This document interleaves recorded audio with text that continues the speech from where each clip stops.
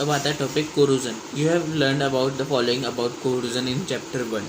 Silver articles become black after some time when exposed to air.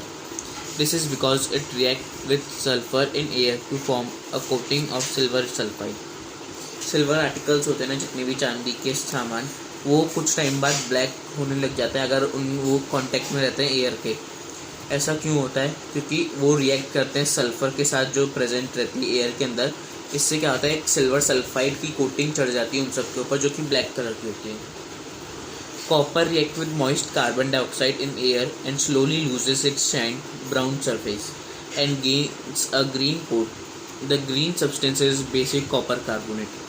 और जो copper यानी तांबे के जैसे बर्तन होते हैं, अगर वो हम उनको खुली हवा में रखेंगे तो जो मॉइस्ट कार्बन डाइऑक्साइड रहती है ना, उनके साथ वो रिएक्ट करते हैं और धीरे धीरे क्या होती है, उनकी चमक जो शाइनी ब्राउन कलर होता है ना उनका, वो लूज़ करने लग जाते हैं और एक ग्रीन कलर की कोट उन पर चढ़ने लग जाती है. जो ग्रीन कोट होती है ना, ये बेसिक कॉपर कार्बोनेट सब्सटेंस होता है. Iron when expose to moist air for a long time acquires a coating of a brown flaky substance called rust. अब आयरन के साथ भी यही होता है, अगर उसको मॉइस्ट एयर में रखोगे तो कुछ टाइम के बाद है ना, उस पर ऑटोमेटिकली एक लेयर चढ़ जाती है ब्राउन फ्लेकी सब्सटेंस की, जिसको हम रस्ट कहते हैं. अब activity 3.14. Take 3 test tube and place clean iron nails in each of them. Label these test tube A, B, C.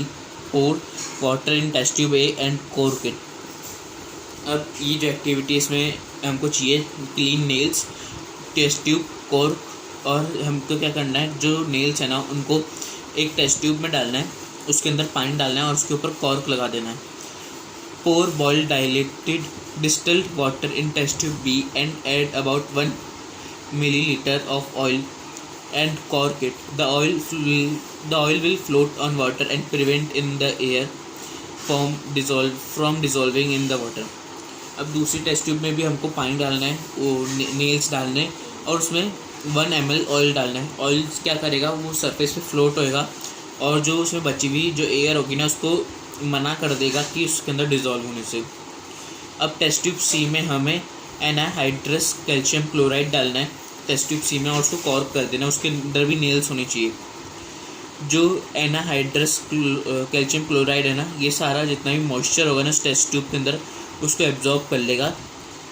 अगर कोई अगर कोई एयर बच जाती है ना उसके अंदर, तो ये टेस्ट ट्यूब में अगर कोई फॉर्म बच जाती है ना, तो वो ऊपर ड्राई एयर बच जाती है थोड़ी सी. और हमें इसलिए जितनी भी टेस्ट ट्यूब्स हैं ना, इनको कुछ दिनों तक रखना है, 3-4 दिन तक रखना है, और फिर हमें इनको एब्जॉर्ब करने की फाइनल रिजल्ट क्या होता है. You will absorb the iron nails rust in the test tube A, but they do not rust in test tube B and C. In the test tube A, the nails are exposed to both air and water. In test tube B, the nails are exposed only to the water, and the nails in test tube C are exposed to the dry air. अब जो हमने 3-4 दिन तक test tube रखा ना, उनमें result क्या आता है, B और C टेस्ट ट्यूब तो एकदम सही रहती है, वो एक नेल्स जो है ना वैसी की वैसी रहती है. लेकिन जो A टेस्ट ट्यूब होती है ना, उसके अंदर जो नेल्स होती है ना, उन पर रस्ट लग जाता है. ऐसा क्यों होता है? ऐसा इसलिए होता है क्योंकि A टेस्ट ट्यूब में जो नेल्स थी ना, वो वाटर के कांटेक्ट में भी थी और एयर के कांटेक्ट में भी थी डायरेक्टली. लेकिन B और C में तो क्या था, नेल्स वाटर के कांटेक्ट में है लेकिन एयर के कांटेक्ट में नहीं है ऑयल की वजह से. और C में ना ही वाटर था ना ही एयर थी, उसके अंदर बस ड्राई एयर थी, इसलिए सिर्फ A में रस्ट लगा और B और C में नहीं लगा रस्ट.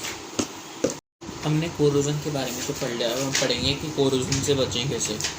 जो रस्टिंग होती है ना आयरन पे, उसको हम प्रिवेंट कर सकते हैं कुछ स्टेप्स से. जैसे उस पर पेंटिंग करें, हम ऑयलिंग करें, ग्रीसिंग करें, गैल्वेनाइजेशन करें, क्रोम प्लेटिंग करें, या फिर हमने कोरोजन के बारे में तो पढ़ लिया, हम पढ़ेंगे कि कोरोजन से बचे कैसे.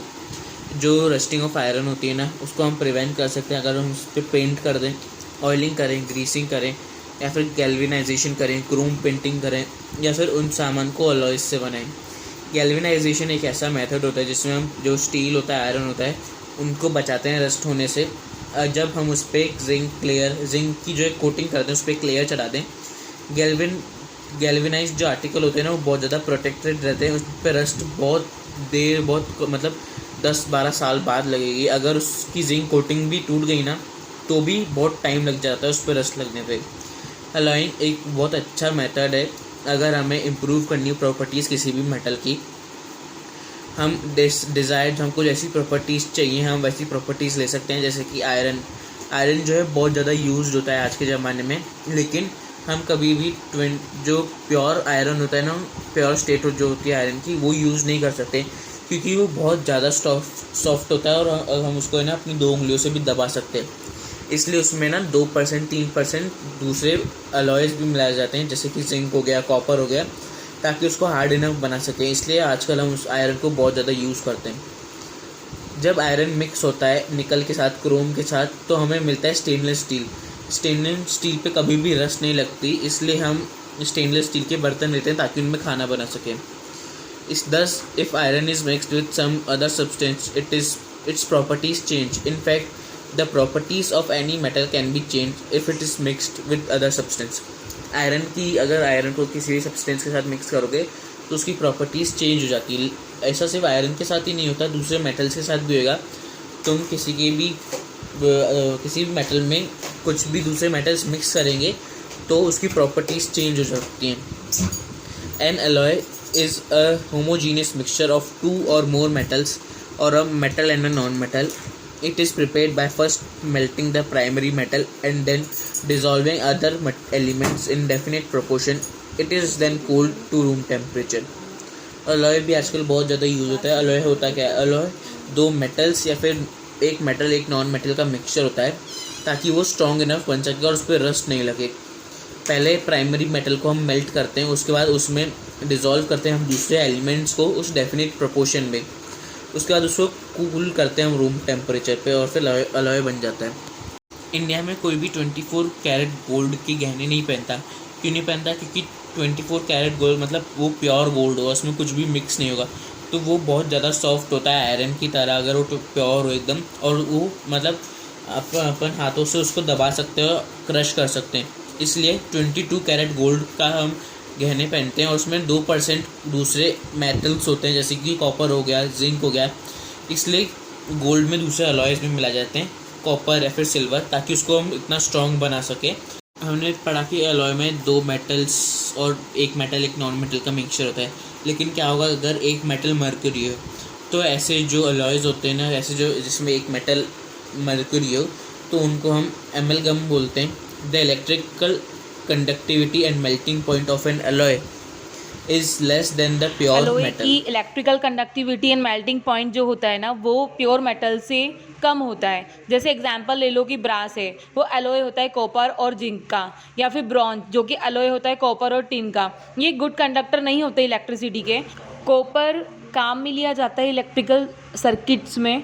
सोल्डर एक एलॉय होता है लेड और टिन का, जिसका मेल्टिंग पॉइंट लो होता है, और हम क्या करते हैं, उससे इलेक्ट्रिकल वायर्स की वेल्डिंग करते हैं। आपको ये जानकर के आश्चर्य होगा कि एक कुतुब मीनार के पास एक आयरन पिलर है, वो 1600 साल पुराना है, 8 मीटर लंबा है, उसकी हाइट 8 मीटर की है, और वो ऐसी चीज़ों से मिलके बना है। आयरन का तो है ही, पर उसमें कुछ ऐसी चीज़ों का मिश्रण लगा हुआ है कि अभी भी उसमें रस्ट नहीं लगी, और साइंटिस्ट इस पर विचार कर रहे हैं, इस पर एक्सपेरिमेंट कर रहे हैं कि उस पर जंग क्यों नहीं लगा है। और ये कम से कम 6 टन का है, 6000 किलोग्राम का है।